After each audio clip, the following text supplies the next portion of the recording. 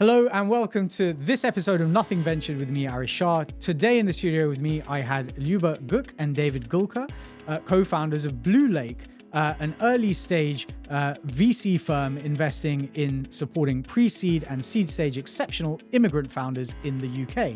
In today's episode, we talked about the fact that the Ukrainian ecosystem is defined by resilience. A lot of Ukrainian ecosystem can be defined by the word resilience. How they went from working with SMEs to launching an accelerator to investing first in Ukrainian immigrants, then to all migrant founders in the UK. How too many people are being pushed into founder roles. I think there are too many people being pushed or jump into the founder roles. How 62% of unicorn ventures across the UK and US were founded by migrants. How rational human beings don't become founders. Something is broken because I think a rational human being would run away and just do a 9 to 6 job, maybe 9 to 5, and get your bonus in the end of the year and have a great life. How they are building a super community for international founders in the UK. And finally, why VCs need to shut up and stick to investing. Let's get straight into it. This is Nothing Ventured with me, Arish Shah, the podcast where I talk to the people behind the stories that make the venture capital ecosystem go round. I've been working with startups from pre-seed to Series C for the last decade, and companies that I've worked with have gone on to realize value and exit, or raise funds in excess of $500 million. I really hope you enjoy the episode, and if you have a guest that you'd love to see me have on, or you have a comment on any of the episodes that I've recorded so far, do reach out to me on LinkedIn or Twitter. I'd love to hear from you. Let's get straight into it.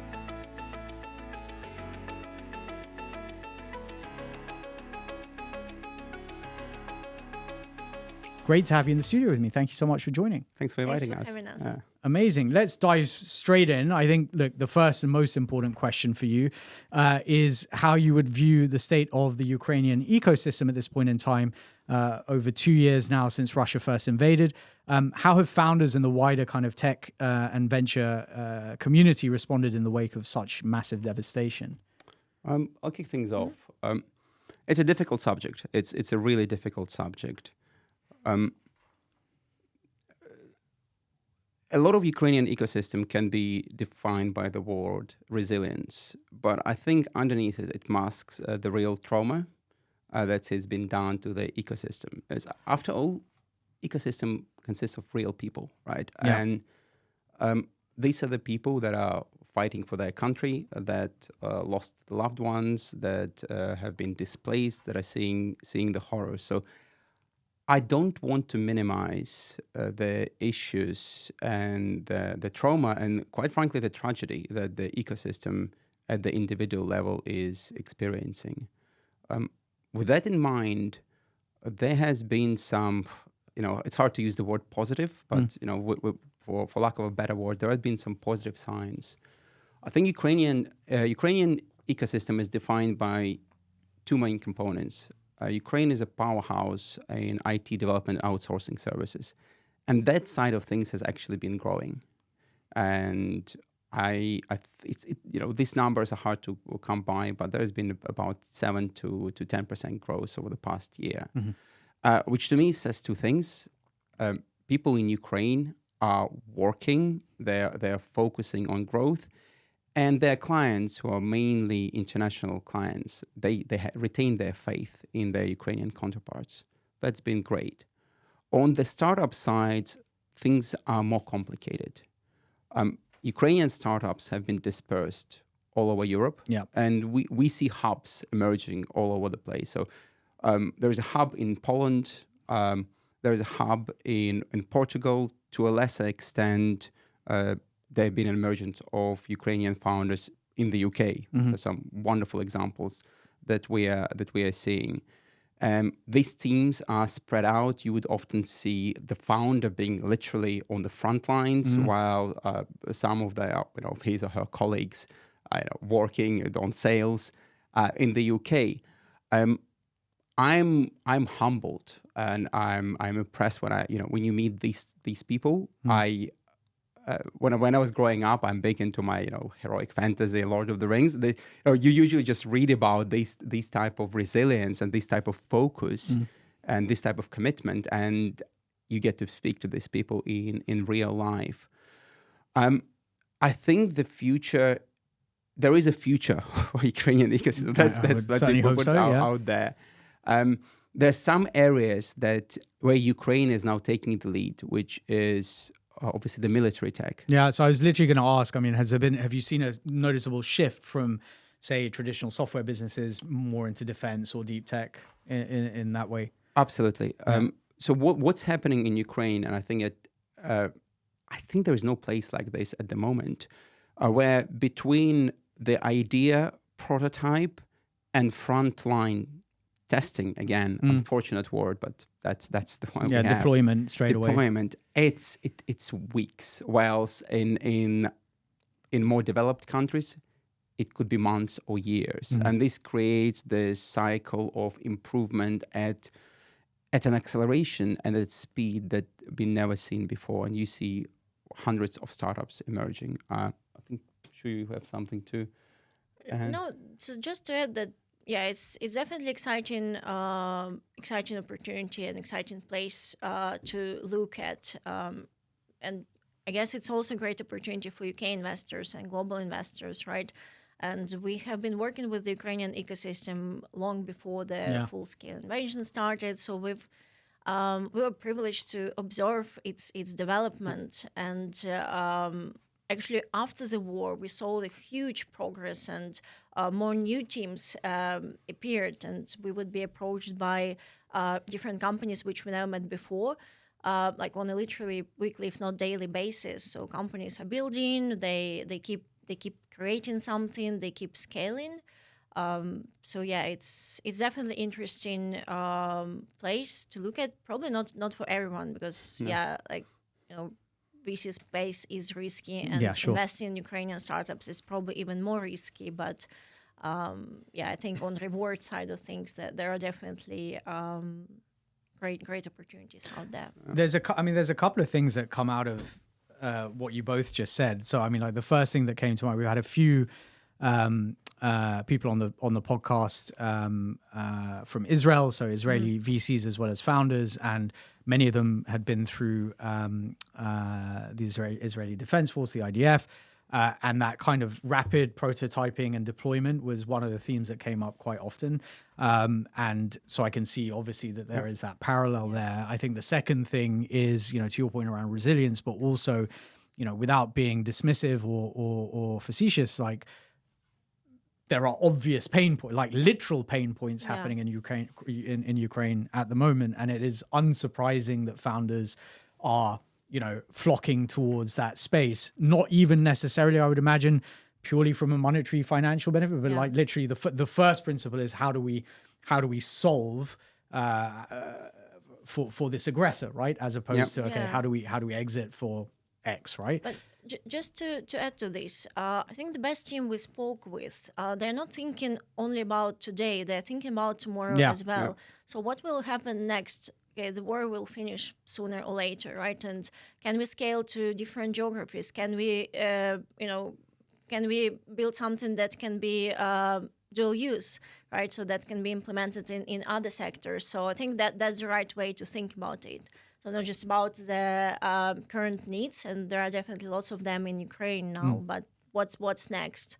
And the good ones, they're thinking about scalable solutions. Yeah, of course. And I mean, again, the other comparison that immediately sprung to my mind, very different, but obviously during the pandemic, we saw the massive rise of solutions in the bio space, and I mean, again, it's almost quite sad to be saying this, but I was on a podcast myself, and we were talking about kind of how my expectation of the future has played out from when I was a child to what it is today. And one of the questions the host asked me was, why do I think some of this didn't necessarily happen?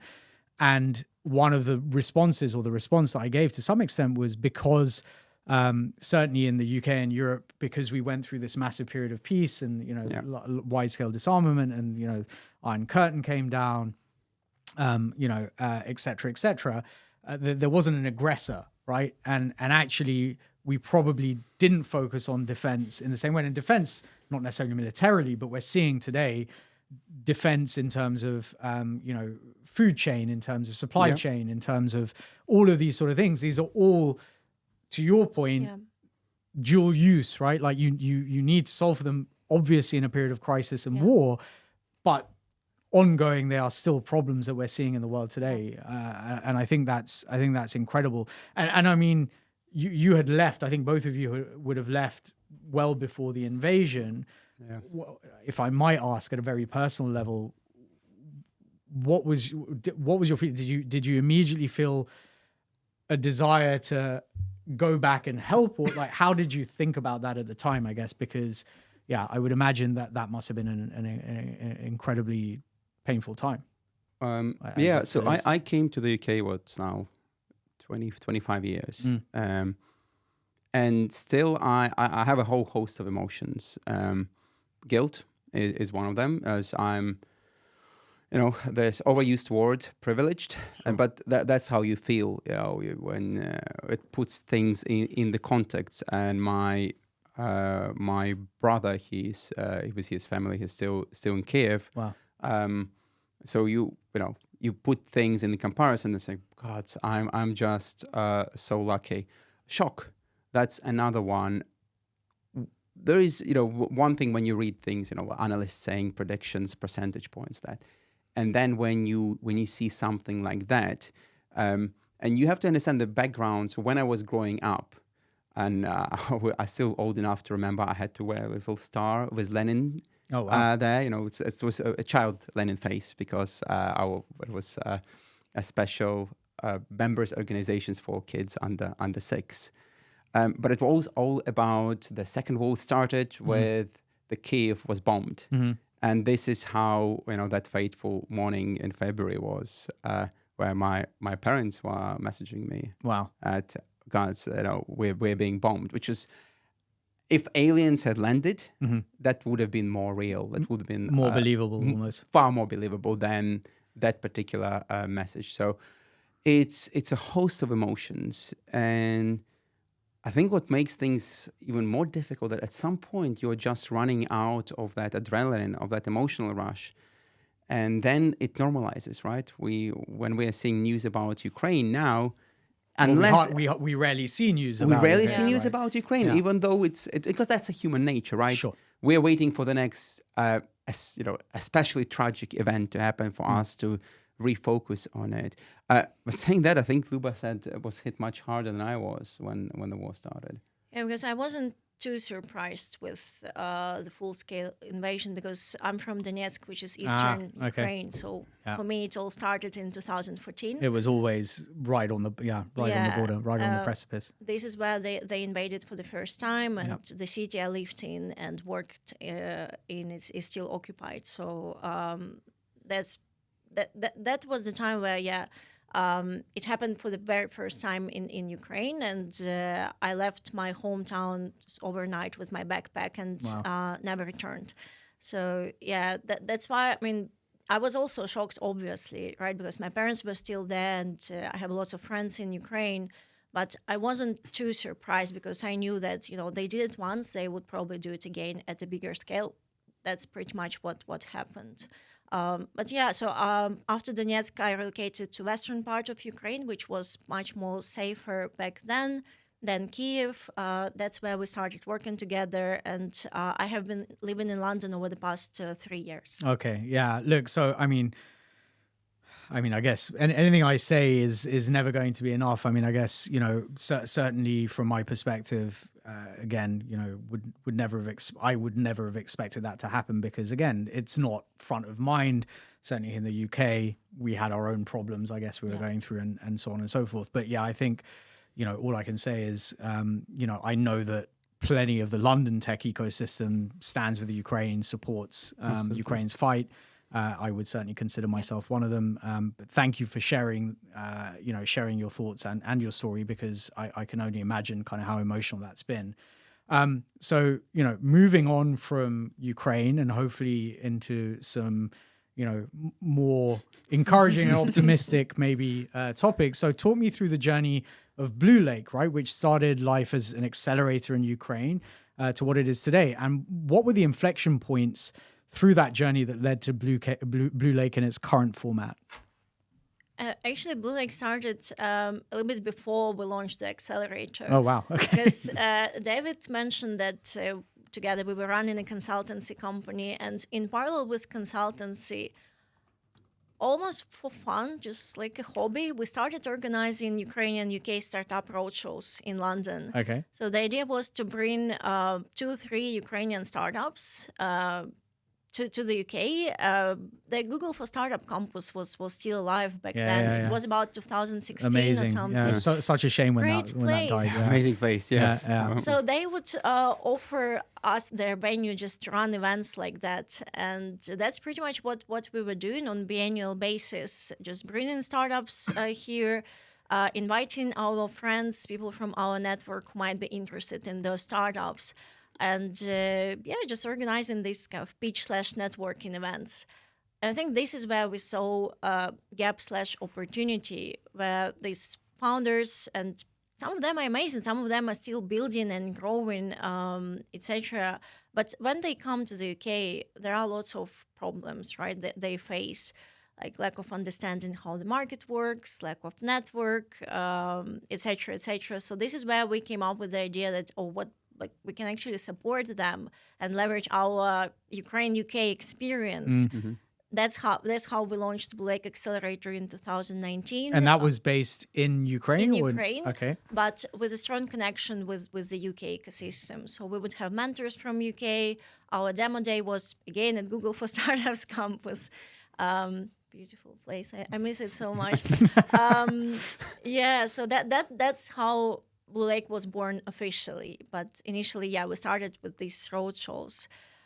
After Accelerator, so we ran a couple of programs, just with own resources, without any investments or government support or something, and realized that support, that's great, we can do that, but we also came to the conclusion that the best way to support them is to invest in Capital. them. Yeah. Capital, exactly. And then pandemic, so we switched to angel investment mode, and we made a couple of deals just between two of us. We were very lucky with our first investments, so people from our network started joining us, and that's how we switched fully into investment mode. Well, but we still retain a support component, right? Because I still believe it's important, especially for the type of founders we are focusing on, who might be new to the UK ecosystem, and we are a little bit more experienced. So we help them a lot alongside investing in them. So, yeah. I mean, it sounds like actually a typical startup journey, right? Like you pivoted through various sort of various elements before landing on kind of investment as the edge that you could both leverage as well as provide. And you were both doing this together at the time, because you've been here, you said 20 plus years. Were you kind of supporting from the UK back to the Accelerator, et cetera, in Ukraine? Or how did it come to, I guess, was that what you were engaged with predominantly here in the UK, or were you doing something else and supporting and then dived into kind of building Blue Lake proper? So we had an ambitious goal with an acceleration program, which now, in retrospective, it feels a bit naive. We wanted to have two hubs, one in Ukraine, one in the UK, and then expand the hub's physical presence all through the Eastern Europe. Yep. So you would have the starting program in the UK, and then it would be switching into the UK. So for the first program, for the kickoff, I actually relocated to Kiev. Oh, wow. And I was there for the entirety of the program while we were building it. But then, as Lyuba was saying, slowly the realization kind of dawned on us that actually there is no shortage of educational programs. I just want to dig into that for a second, right? I get really angry, not angry, but I get very frustrated, right? I write a lot of content, obviously have this podcast, and I try and support founders wherever I can. One thing that really surprises me is there are lots of startups trying to solve for founder education, and there are lots of programs, and there's lots of articles, and there's lots of content. And I'm like, but at what point is there just too, Google exists, right? Like why are founders still struggling to find this information? Because this information is everywhere. Like and maybe I'm just being, I think obviously I've been doing this for, whatever, a decade now. And I'm a quick learner and I figured stuff out fairly quickly myself, all fine. And I come from a business background and a finance background. So I kind of understand how that works maybe a bit better than, your average person. But yeah, it's always shocked me. And I guess, to your point, that information is ubiquitous. So is another accelerator going to move the needle or not, right? I agree with you. I have a theory about that, actually. So I think there are too many people being pushed or jump into the founder roles that they shouldn't be. So Again, agree. There is nothing wrong with running a small, profitable business. And this is the conversation I had at lunch. Is probably the conversation I have on a daily basis. I wasn't eavesdropping. But when you're jumping into the startup space and you're not quite a fit, and there is again nothing wrong with that. But then you're thinking, well, maybe just one more educational program. Maybe I just need to improve my deck. This is the magic bullet that will get me to that level. Yeah. And one of the things that I don't know if I should mention it, but one of the things that for me a red flag when I see a deck if a founder has been kind of overeducated, if you've gone through like 5-7 acceleration programs, won 12 awards, 15 grants, and it's at some point like you need to be focused on building a product and doing the whole kind of founder thing. Gosh, returning the money to your investors. And that was our realization that there is a component, very specific one, which we can fill. For us, there are certain cultural aspects and later stage fundraising. But can we really compete with the kind of YC online library? Probably not. There's a lot of smart people out there putting really fantastic advice, but yeah, you're right. When it comes to startups, it feels like it's forever and ever. You're learning how to pitch and repitch. And what I mean, again, this was I didn't want to go down this. Let's go down. Didn't want to necessarily go down this like rabbit hole, but yeah, no, look, precisely that, right? Like, I mean, if I see another, this is how you should construct the perfect pitch deck or whatever. And actually, I've had this conversation with many people. I mean, to me, a pitch deck is actually quite a pointless. I mean, it's a fine tool to get your foot in the door, but actually, I prefer like a long form memo or sitting there and actually talking through the business with a founder. Because now, I get that you need something to be able to assess whether it's worth having that first conversation or not. But a pitch deck, by its very nature, is just not particularly useful, right? It tells you limited information. Yes, it's meant to kind of be a hook to get you in, but it doesn't necessarily do that. And it's the same with financial models, and we could have that conversation forever as well, I'm sure. Let's not do that because I'll get really geeky on that. But again, I think to your point, what this industry has created is this illusion that everybody can be a founder. And of course, everybody can be a founder, but what does that mean, right? And what the industry is telling you, being a founder means raising capital and exiting for a massive amount of money. Yeah. But actually, for most of us, myself included, like it is much more, I wouldn't say easy because building a business is never easy, but it's much more obtainable to build a business that you may sell for 10, for 20, even for 5 million, even for 1 million, right? Like for many people, if you're selling a business that you own 90% of or 100% of even for £500,000 or £1 million, that's going to be transformational for a lot of people, right? And I think the problem has become that we've overhyped, we've overhyped kind of the objective of raising capital. So raising capital became the goal as opposed to building the business. And then the second thing is we've tended to put both VCs and founders on pedestals right now. Amen. Yes. Right. And I wrote a post about this today or yesterday. I can't remember. I write so many bloody posts. It's hard to keep track. But I basically like survivorship bias, right? Again, I asked the question, did startup X succeed because with Andreessen Horowitz funding or because it was Andreessen Horowitz that funded them? If a family office had come in and put in the same money, would they have had the same outcome, right? And I don't know that there is an obvious answer to that question, but it's an interesting thought experiment to run. And similarly, for exited founders, everyone gives advice. Like, I mean, I'm clearly also very, very guilty of having done it myself. But, you know, exited founders especially, I think they have a little bit of hindsight bias and survivorship bias because, you know, actually they didn't necessarily time the market, but the market was timed at the right time, possibly.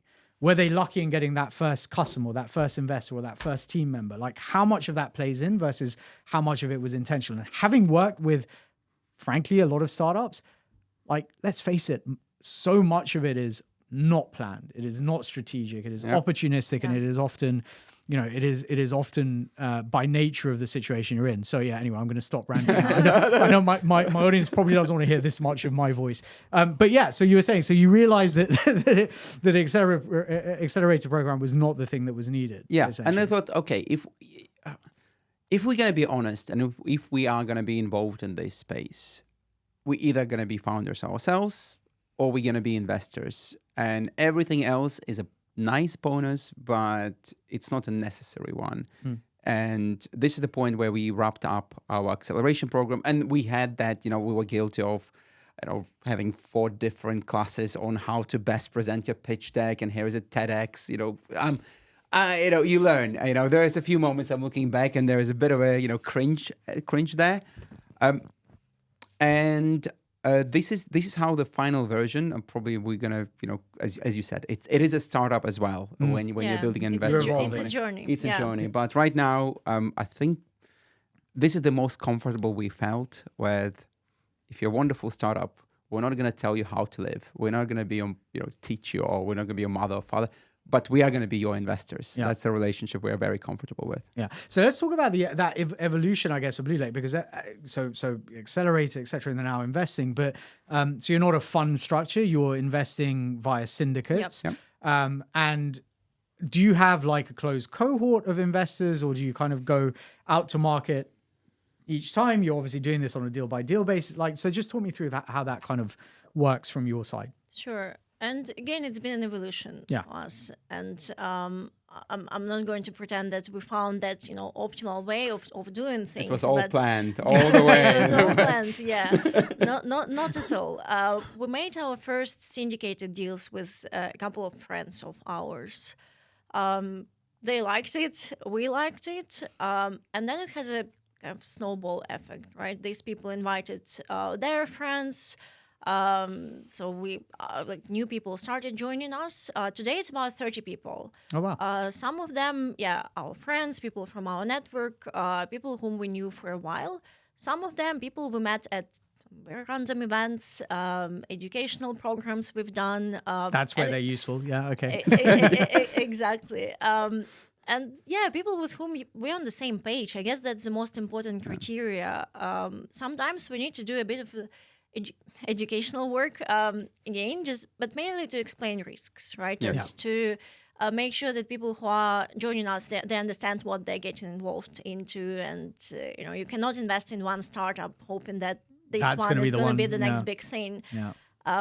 But still, we have exit founders. We have people from more traditional industries. Some of them were actually our clients in our consultancy life. They're still with us, but now investing in startups together. People from corporate space. So it's really a mix of people with different backgrounds, people from different geographies, but we're all passionate about the same thing, right? Early stage startups, and they all know about our thesis that we're investing in immigrants. Most of them are immigrants themselves, so it's a great fit. And we're really grateful to those people who are investing with us. And it's such a great community. It's quite a small one. And at least now we don't have ambitions to grow it like to, I know, a couple of hundreds, thousands people. So we prefer to keep it small, but to keep it very focused and community where you can learn as well, even if you have years of experience in any particular There's industry. always something new to be learned in startups, and maybe that's a contradiction to what I just said. But I mean, I think, you know, how you build a business is how you build a business. I think what's new is understanding new theses, understanding, you know, how people are looking at technology in a different way, how they're applying it to solving their problems. But I mean, to touch on, you know, as you said, you invest across almost all immigrant founders in the UK. having started with the Ukrainian founders, but then realizing Yeah. the problems that they faced were common across all Yeah. migrant Exactly. founders. But given that 62% of unicorn ventures across the UK and the US were founded by migrants, it seems like it's not a bad strategy, right? You are indexing to de-risking, I guess, your portfolio just by the very nature of looking at migrant founders. But what are the traits that you see those sort of founders presenting that push them to have such an outsized impact? And like, you know, my family were migrants. I guess actually officially I'm a migrant. You know, I moved here when I was a couple of years old. That counts. Yeah, but you know, but obviously know a lot of people that kind of are, if not first generation, second generation migrants. But I think I know what it seems like they have inside them. But what is it that you guys see? I think we touched on this subject already, or we started to talk about it. Being a startup or being a founder is not for everyone. Yeah, It's soul crushing. It's difficult. Most of the founders will fail, and they will not only fail financially, but they will fail with expending their time on something that hasn't worked out. Now, this is quite a gloomy view, and there is plenty of experience out there, but it is a very, very difficult path. And there is only a certain type of personality that is suitable for that path. So if you want, you know, a steady paycheck, if you want to have predictable hours, if you want to know that I'm going to spending this evening with my family rather than, you know, doing the latest version of the pitch deck or something else for the morning rate. fixing a feature or Exactly. speaking to a customer that's annoyed with you for not delivering. Absolutely. Doing the recruitment, a zillion of other things, which when you're working for a large company, and I did work for a large company, you just don't think about it. It just happens.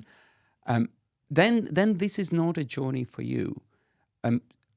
So we were thinking about, okay, how can we, from all this noise at early stage, how can we narrow it down to the type of founder that we think is going to be a better match to what we are looking for. And we are looking for the startups that can go all the way, you know, the future, OpenAIs, Metas, etc. And I think, and there is actually quite a bit of academic studies, both in the UK and the US, to back it up. We believe that immigrants share those characteristics that make good founders. And some of them are, they have a chip on their shoulder. Yeah. They leave nothing for the swim back. They put everything on the line. There is Often they have to, right? Often they have to, exactly. There is certain, and I think this is especially you would know as, you know, as a child of immigrant parents. They're immigrants. They want to do better than their family. They want to do better than where they came from. So often they would go, I know, we want to reach for the stars. Again, I want to highlight it for people listening.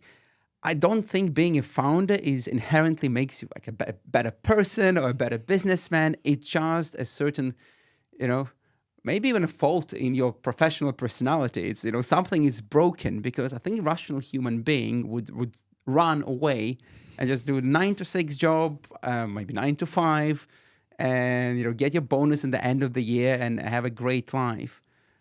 So we think that immigrants, this natural tendency to be less risk averse, to be more adaptable. Overall, and of course, I'm generalizing here hugely. 100%, yeah. But this creates this subset of population that makes them really good candidates for for becoming successful founders. And that's been our experience so far. People that we've been meeting, they tend to be slightly nuts. They have big dreams. They can look at things in a slightly different way. This is by no means I'm saying that, you know, we're in the UK, no British person or British-born person can be a successful founder. But there are some overall trends, and immigrants seem to be a really good material for a successful startup founder. A couple of questions that come out of that. I mean, so just as you were saying that, I was thinking, one of the kind of tropes in venture is that, you know, the privileged white male, you know, with family money, you know, comes from a secure background. Yep. They can keep trying, right? Yeah. Like they have that ability to keep trying because they have the security or the financial safety net. Whereas with migrants, often it's one shot, Yeah. Yep. right? Like you are either all in and doing it, or it's not going to work. Do you tend to see that, or do you see migrant founders kind of going around, or do they tend to stick it out a bit longer? I mean, again, I guess you guys are investing at early stage. It may well be you may not see that for another 5-10 years, but you know, I think obviously a lot of literature talks about resilience being one of the traits, you know, one of the core and common traits amongst founders, irrespective of where they come from. But with migrant founders, I would imagine it's sort of that resilience, grit, and the knowledge that there is nothing else. Yeah. Like the knowledge that actually, if I stop doing this, Yeah. I might not even be able to get a job at the supermarket, or, you know, certainly not an office job, or maybe it's an office job, but I'll hate that, or whatever, right? But do you tend to see that, or?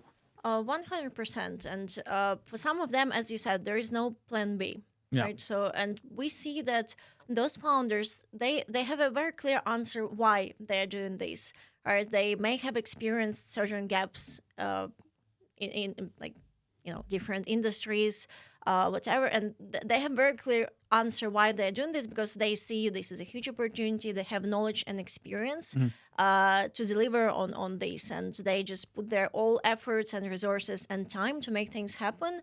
And that's type of founders we're looking for, because sometimes, you kind of see that, and it's not black and white, right? But in some cases, you see that, the person has, you know, they have opportunity to go back to where they came from, and they have family, friends, support. Nothing wrong with that, but it's just a very different dynamic.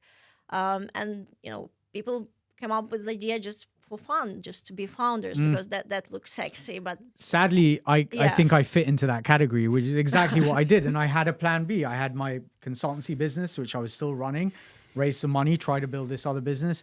But I had that safety net. Like, I didn't need to be I was all in, don't get me wrong. And I would never do that to the investors. But equally, at the back of my mind, I always knew that, okay, well, if things go wrong, I've got this and I can do that. And beyond that, I come from privilege, and therefore I can, you know, I don't think I would ever have that problem where, well, touch wood. I hope I never have the problem where I wake up one morning and I don't know how I'm going to, you know, pay the mortgage or feed the kids or whatever.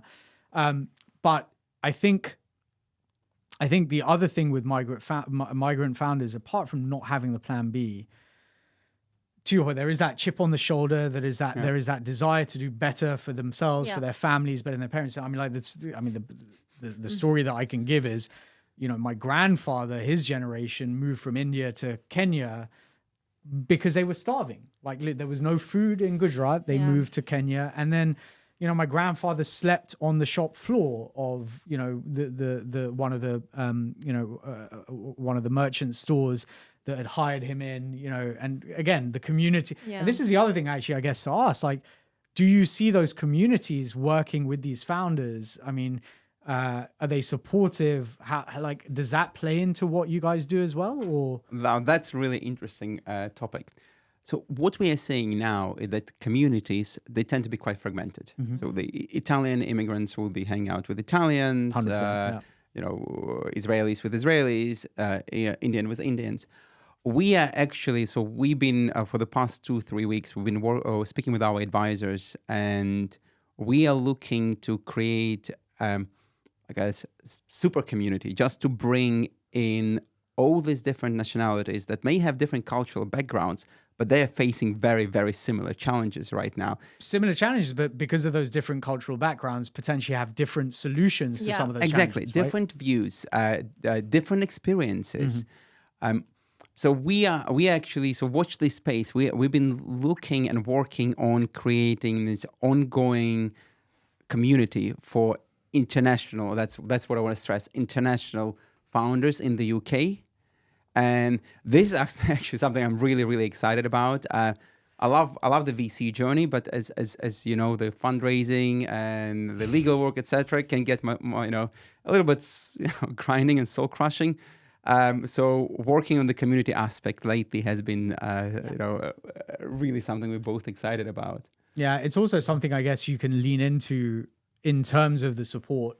Right? Because again, we're in a stage of the market that it is no longer enough to just have capital. You need to be able to actually move the needle with the portcos, right? You need to be able to guide and direct them in a way that hasn't been the case because capital was a moat or capital was a weapon.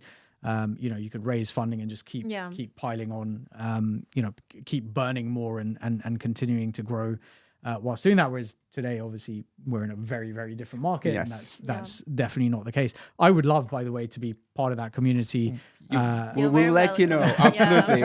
The thing is, we want to do it right, and we want it to be sustainable. So we've been very careful about how we are building it, what is going to be on offer, how we're going to manage it. So, we'll be the first person to know once we are ready to go live. For sure. I mean, the last question on this particular topic, I guess, right?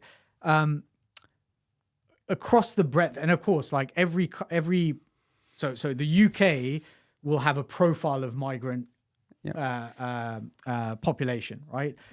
The US will have a different one. Australia has a very different one, as an example, right? In Australia, I remember when I was there, of course, you had an Italian, Greek, Lebanese population that was sort of embedded. You had newer population of, say, Malaysian Chinese coming in. You had sort of midway, you had the Vietnamese and the Thai and so on. Whereas obviously we see maybe a bit less of that in the UK, maybe more directed towards ex-colonial countries, etc. If you were to look at the spread of kind of the migrant founders that you talk to, I'm sure you would have data on this, but I'm not asking you to necessarily kind of give us chapter and verse on the percentages. But like, how do you see that splitting out? Like, what are you seeing in terms of? Are you seeing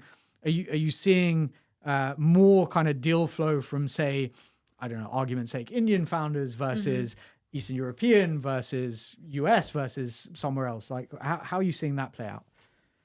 Actually, we have data on this. Yeah, I'm sure, exactly. I had no doubt. Well, number one is going to be Eastern Europe and Ukraine in particular. And I guess that's a reflection of our networks. That's also your network and your community. Yeah. India is going to be number two. I guess that's just because we have a huge population there, and UK is one of the most popular routes. And post-Brexit, because there's been a drop in the number of Europeans coming to the UK, but there's actually been a rise of Indian and African nationals coming to the UK to pick up a lot of the slack. Yeah. Then Turkey is number three. Interesting. And I guess the rest of the Europe, so that it's relatively even spread across European countries. With again, Eastern Europe is dominating in our case. But we also have like Africa, US, China in just much smaller percentage. I think this is also a reflection, and this is something we talked internally a lot about, our biases and our ability to work with different cultures. So what we find, and this is just us, we find it fairly easy to work with founders from India and Pakistan. I wasn't expecting that. Yeah. Okay. Yeah. I don't know why. It's just that there is a very kind of common understanding of the journey, expectations. I think they've had a lot of exposure in those markets to, like, I mean, there are some very large startups there. And again, India in itself is quite a hustle community, a hustle culture. Yeah, absolutely. Eastern Europe, that's a given. We see, and that's reflected in the data, there is a significant number of startups coming from Africa and from China. But I think we are lacking that cultural awareness to figure out how best to work with the startups. Perhaps in the future, we will expand our team and we can take advantage of working with those founders. By no means I'm saying that we're never going to look at founders from China or Africa, but we just find that certain geographies just lend themselves into our experiences. I mean, talking about Africa for a second, we're likely to start working with an East African-based startup, which, and this is crazy, and this tells you about these communities where they are, but also how they think about things as migrants. This business raised a friends and family round of $150,000, no further capital, grew to 3 million GMV, 300,000 revenue, right? Like over a few years, for sure. But that 150 was all they had. That's all they raised. Now they're going out raising larger amounts and so on and so forth. And yeah, let's see how that journey progresses. But certainly, and I come originally from Africa, so I'm of East African Indian origin. What I see in startups in Africa's, I always say Africa's not one place, right? So sub-Saharan Africa and then Nigeria versus, Kenya versus South Africa, that all be very different. But I think there are two things, and I've said this on the podcast before. One is that founders from these regions tend to solve problems that are actually impacting people on the ground. Yeah. So again, a little bit like what we talked about in Ukraine at the moment, given everything that's happened there. So firstly, they're solving quote unquote real problems. It's not it's not consumer problems. It's not it's not how do we sell more stuff to more people. It's actually, okay, well, how do we make this more efficient? How do we make the supply chain better? How do we empower people, give them financial inclusion, etc.? So I think that's one thing. And then the second thing is they're used to doing more with less. And their expectation is that we won't raise more money, right? The actual base layer is, if we raise at all, that's all we're ever going to be able to do. And therefore, we've got to make this work. And again, whether that is building a business versus a venture scale business, those are two different questions that one might ask. But I'm very bullish actually on the African ecosystem for sure. I think, when you look at population sizes, when you look at, what they're doing politically and structurally around common trading areas and similar to what, the UK used to have when it was part of the EU. Oh, yes. Sadly. But, you can see things like COMESA, all these sort of things. Africa is becoming more organized. And I think it's one to watch. It's also like, one of the fastest growing middle-class populations in the world. I think by the year 2050, over half of the world's under 25-year-olds will be African. That's a significant number, right? Those are the people that will grow, will consume, etc. Absolutely, and the way we're seeing it as well, for not to go into politics, but it feels like China is removing itself in many ways from the global ecosystem, and I feel that the protectionism and the barriers will just keep coming down, and then you have to look to other young, populous, growing markets.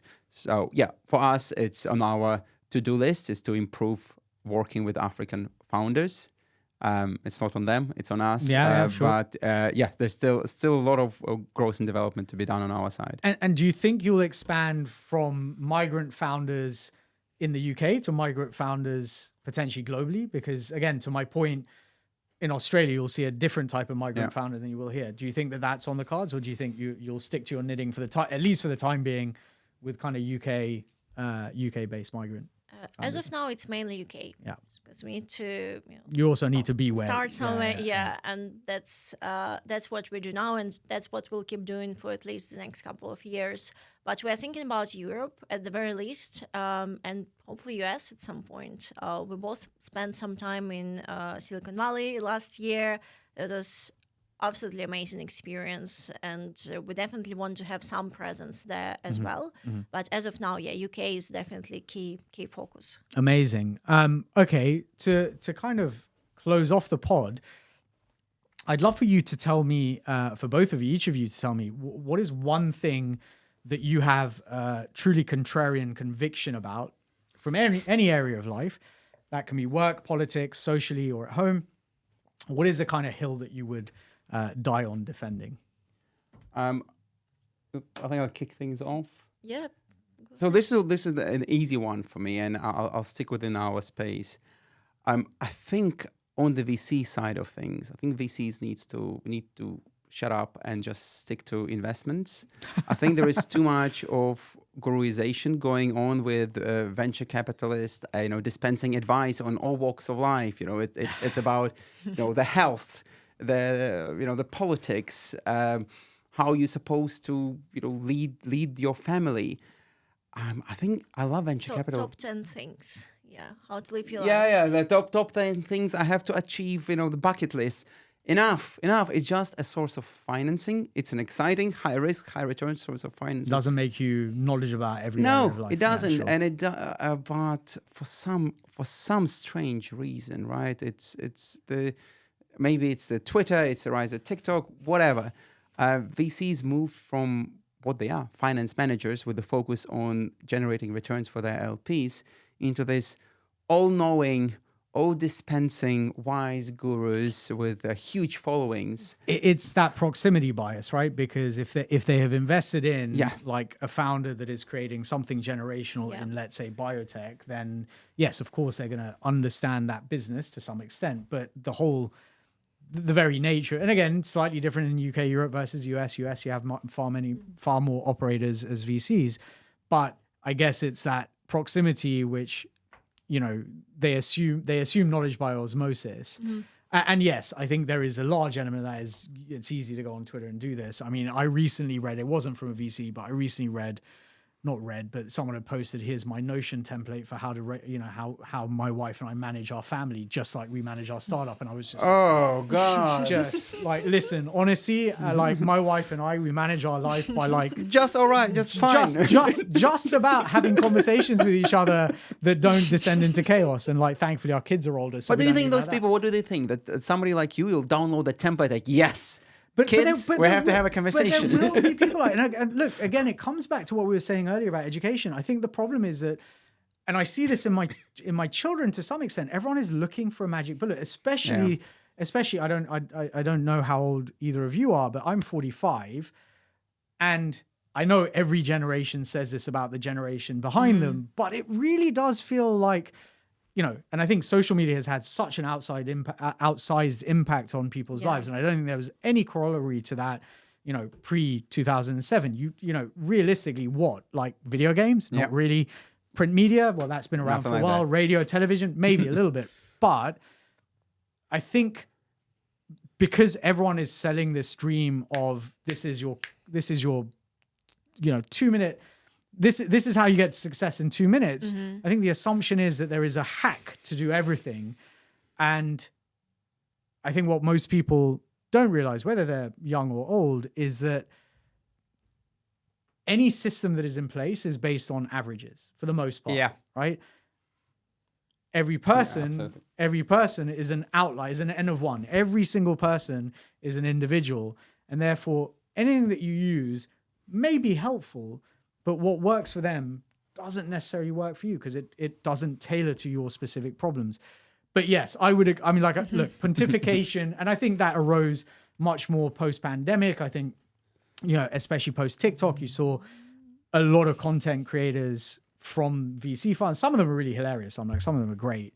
But yeah, I think, slow the roll. I think maybe we're just a source of financing. Take a beat. Yeah. And yourself, Lyuba? Yeah, well, I'm not sure how contrarian it is, but Ukraine taught me that, you know, and for example, in the UK, right, we live in a relatively safe and comfort world, right, and we have some sort of stability, but I actually think that it can disappear overnight, and that's what happened to me, right, in 2014. So the point is that I think it should be better cherished and more protected, if I can put it this way, and should not be taken for granted. I'll leave it there. I think that's lovely. I think that's a massively optimistic way to end the podcast. In the sense, it's actually both, because it's like, everything could go to shit tomorrow, so love it today. I do agree with that. I mean, like, again, without getting political, you know, in June of 2016 or whatever it was, I can't even remember the date, but like no one I knew was expecting the Brexit referendum to end up how it did. My wife is Italian. We woke up in the morning, we were really shocked. And for us, that was a massively world-changing, at least in our personal worlds, a massively world-changing event. And there are smaller versions and larger versions, the war obviously being a massive version of that. But I think if anything over the last 4 or 5 years, if we've learned anything, is obviously these things can change dramatically, drastically, and rapidly without you thinking about it. I mean, pandemic, of course, war in Israel, proxy war, China, Taiwan, like who knows? We don't know where a lot of these geopolitical risks are going, but there are other risks obviously that are factored in. And I think what I love about that is, I mean, I try and live my life on the basis of not to be focused too far into the future, not to be focused on the past ever, but to be focused in the present, because like that's what you have in your control, and that's what you should be able to what you can manage. And I think catastrophizing doesn't help. I don't think being overly rose-tinted and optimistic necessarily helps. And I think this, again, the debate with AI goes in both of those directions. I'm reading The Coming Wave by Mustafa Suleiman at the moment, and that's an interesting take.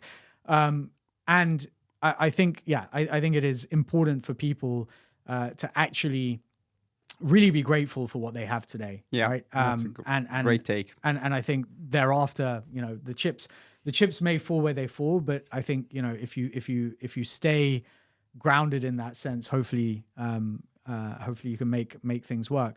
But look, Lyuba, David, it's been absolutely wonderful having you on the podcast. Thank you so much for your time, and actually for having been. This is probably one of the more, I wouldn't say emotional, but certainly we've touched on quite a few subjects that are very emotive, of course. But for our audience, if they were looking for you online, where can they find you? You're on LinkedIn, you're on Twitter. Where's the best place for them to look for you? LinkedIn for sure. Our website as well, especially for startups. We have application form open for everyone, so please feel free to apply. We also have office hours open on the website if you want to chat with us for 15 minutes about your startup, pick our brain. It's open there for anyone. Amazing. Thank you so much for joining me. I really appreciate your time. Thanks.